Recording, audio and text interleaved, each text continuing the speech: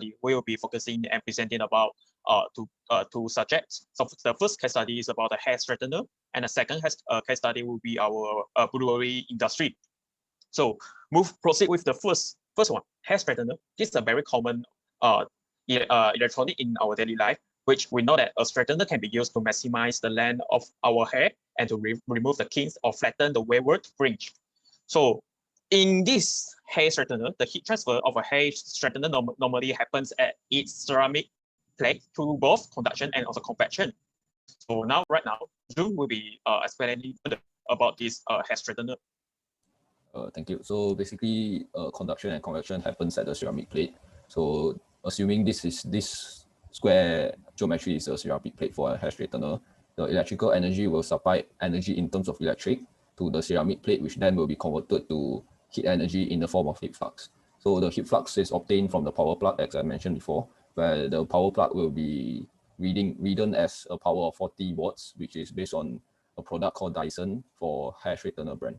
So the heat flux can then be calculated by considering the surface area of the ceramic plate at the first surface, where after it passes through the first surface, the heat will transfer through the ceramic plate along its thickness, where this is where the conduction occurs, and it differs among material, where in this case ceramic material is considered. So when the conduction reaches at the second surface, the convection will occur between the air and the second surface of the ceramic plate. So note that an extra phenomenon can be viewed at the second area or the second surface of the ceramic plate, where radiation will occur due to difference between temperature of surrounding and the ceramic plate. The first case study will be determining how much time is needed to heat up a 40-watt hair dryer to its maximum temperature of 200 degrees. The first is viewing the property of ceramic. A few properties needed in calculation, where the first is density, which is 3.8 times 10 to the power of 3 kilogram per meter cube. Thermal conductivity, 5.077 watt per meter Kelvin. Third is specific heat capacity, 850 joules per kilogram Kelvin. Fourth is emissivity, which is based on the ceramic material, which normally varies between 0.56 to 0.63, where in this case an average is taken, which is 0.595. The fifth is characteristic length, which is the thickness of the ceramic plate. In this case is 0.0028 meter. The last is dimension, which is the dimension of the ceramic plate, taken the length as 0.019, width as 0.07, and height as 0.028. So the first step is basically using Biot's number equation to calculate the validity of lump capacitance analysis by using the thermal convection transfer coefficient of 10 watt meter square Kelvin, which is the convection transfer coefficient at 25 degree. We obtain that the value of 5.515 times 10 to the power of negative 3, which shows the validity of lump capacitance analysis at convection for the case of convection.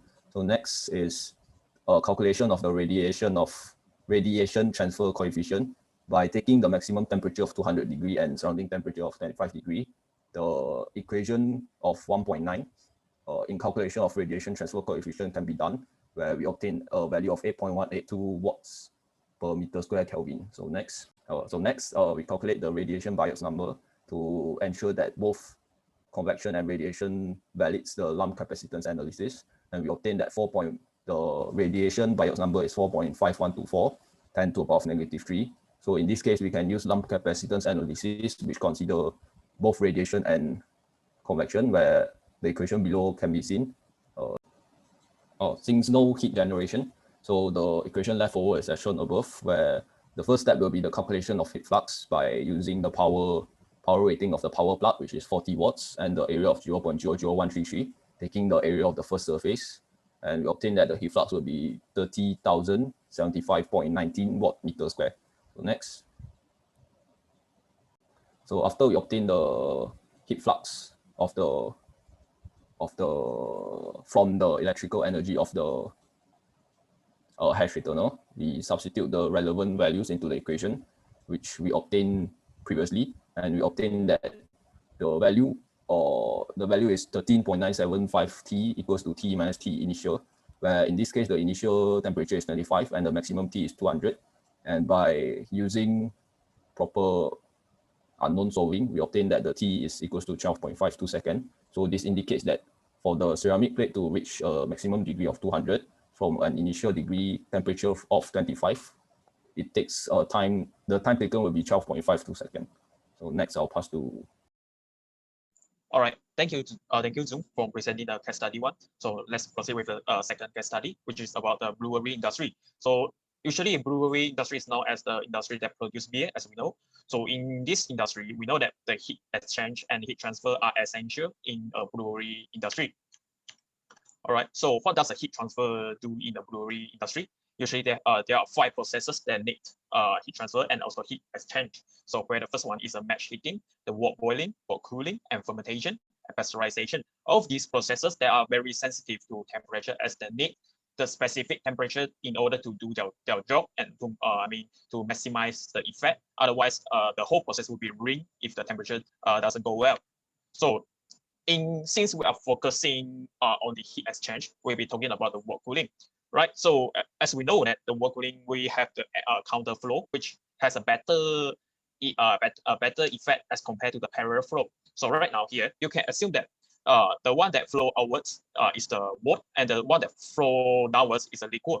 So we have two process, two heat exchange, heat process in this so-called process. So the first one will be the convection. So convection is usually that from the fluid to the metal, which you can see that this part, the first part will be the convection.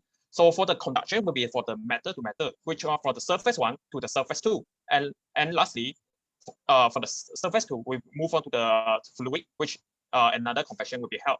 So that's how it works in the heat exchange for the wort cooling. So right now, she will be explaining further about the case study 2 example for cooling wort. Okay, yeah, thank you, Andy. So first, we are having a case study for cooling wort. So in this question, they are showing the counter flow plate heat exchanger is used to cool the wort before the fermentation process started. So there's a 5,800 liter of the wort is flowing through the tube, while the water is flowing through in a how to say, counter way. Okay, so the wort and the water will enter at the temperature in 366 and 275 K, and while the outlet is 288.5 and 344 respectively. Okay, then so in this question we are trying to find out the number of the plate of the heat exchanger and needed to cool down the wort, as the heat exchanger area is 0.4 meter square and the overall convection efficiency is 3K wattage per meter square Kelvin. Done. Okay, so first there's a figure showing that in the heat exchanger, there are two fluids inside the heat exchanger. So first, if we have the wort, and the second is the water. So the wort will act as a hot fluid that needed to be cooled down, and the second is the water that used to cool down the water. So in the inlet temperature, the wort is 366 as mentioned before. Then after cooling, this become 288.5. Then first for the inlet of the temperature for the water, there's 275 Kelvin, and the outlet is 344 Kelvin. So there's a configuration of a counter flow plate exchanger is showing at the right bottom corner. They are showing the inlet and outlet for the temperature for two fluids. So at the left side, there are two inlet. Okay, they are in the based on the heat exchanger area at the left to the right, move to the left to the right. So first there's 366, 344. After that, you become 288.5 and 275. So okay, there's the chart for that. Then next slide, please, Andy.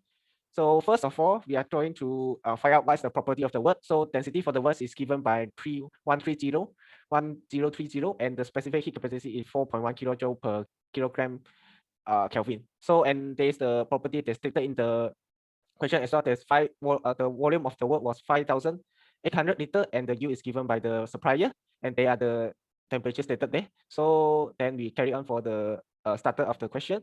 Next slide, please, Andy. So first, we are going to find out what is the thermal power for the heat exchanger inside the process. So first, there are equation using there. So there's a Q dot, which means the thermal power.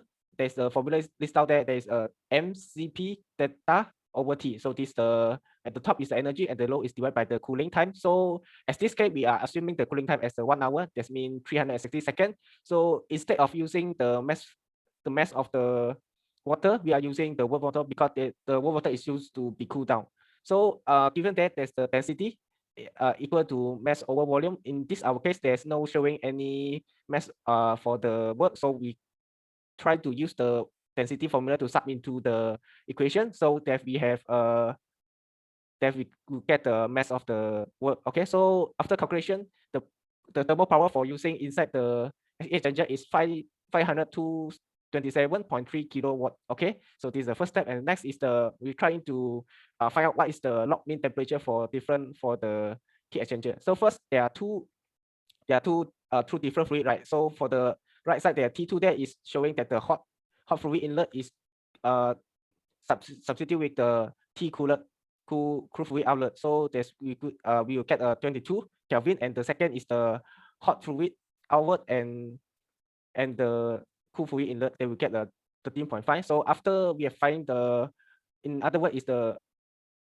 delta high and delta low. So inside, they will substitute into the equation given, and we'll get a 17.41 Kelvin. This is the log mean temperature for the heat exchangers. So that step we are going to substitute into to find out what's the area that usually the heat exchanger needed to be counted. So first, the equation is given that Q dot equal to sec U A delta log Tm. So we are going to find the A, then Q dot is equal to A is equal to Q dot over U times differential of TLM. Okay, so after calculated that, and there are all the property are given inside, including the U is provided by the supplier. So we can get the area is 10.1 meter square.